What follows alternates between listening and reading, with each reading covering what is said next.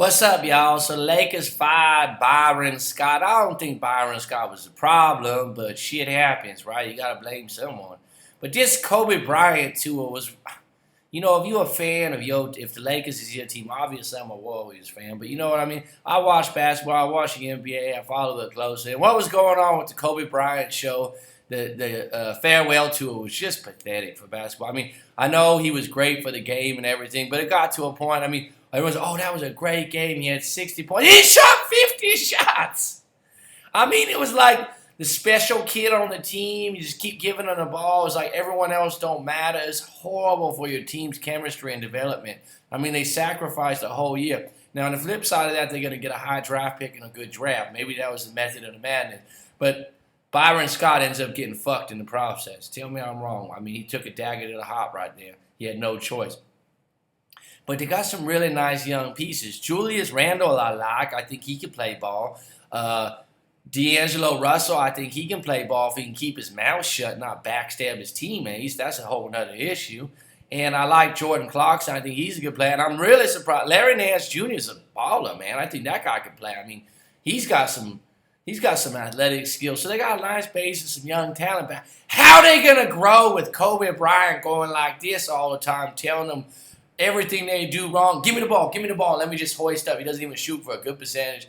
I mean, he needs to be on the rocking chair on the front porch 2 years ago. Tell me I'm wrong on this. And the Lakers make a farewell tour out of it. I would hate to be a Lakers fan this year. Oh, it was Kobe's year.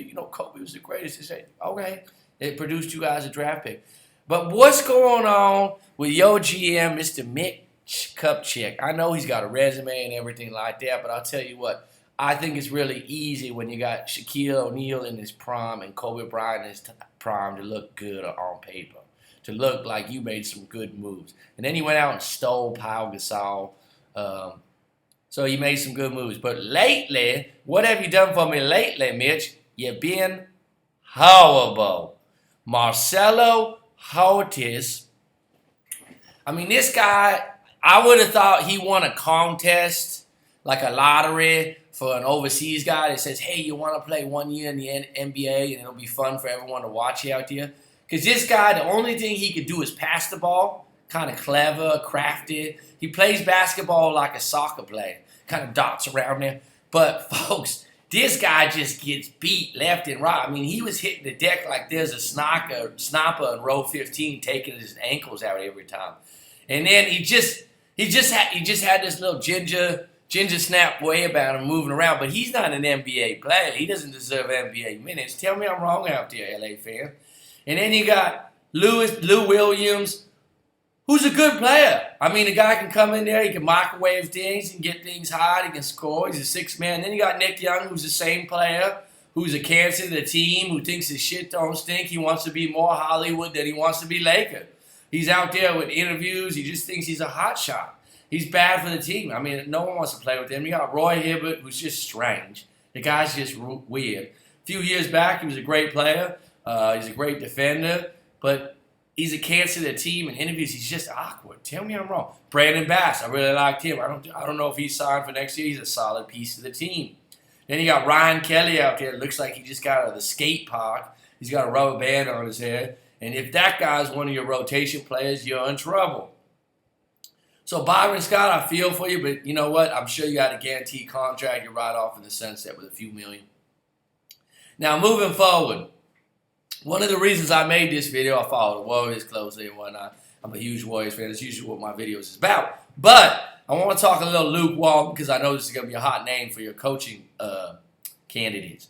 And Luke, I like the guy, but I don't know if he's as good as the record shows for the Warriors because his team was ready-made. And I'll tell you right now, in the NBA, some of these ready-made teams like the Heat with Eric Spoelstra, Eric Spoelstra's a great... Folks, Eric Spoelstra could sit in the back and have a wine and like a nice pasta dish and just watch the game from the locker room while LeBron James runs the show, okay? That wasn't a good coaching job. This guy... LeBron, you want me to substitute? Okay, shit. LeBron, you need me to wash your balls or anything? You need anything else today? Okay, LeBron. I mean, literally, LeBron didn't like a call or something. He brushed him back. So, Luke Walton's not like that.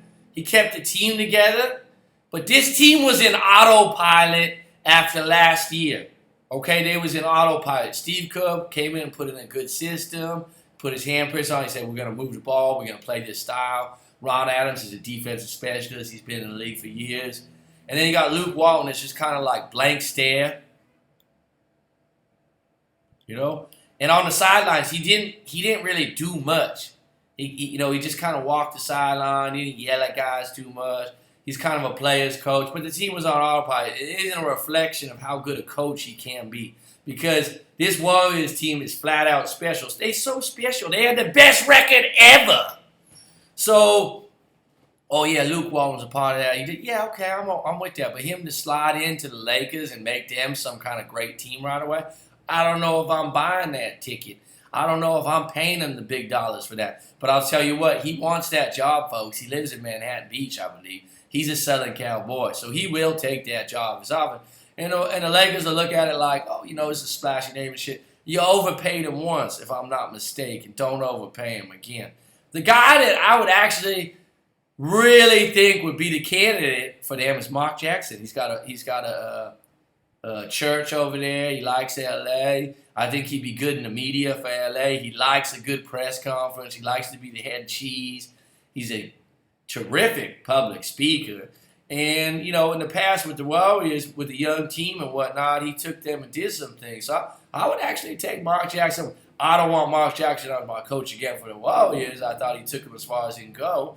But I would say that would be my candidate. Tell me what you think out there, Laker Nation, and anyone else that's an NBA fan. Tell me I'm wrong on that. Live.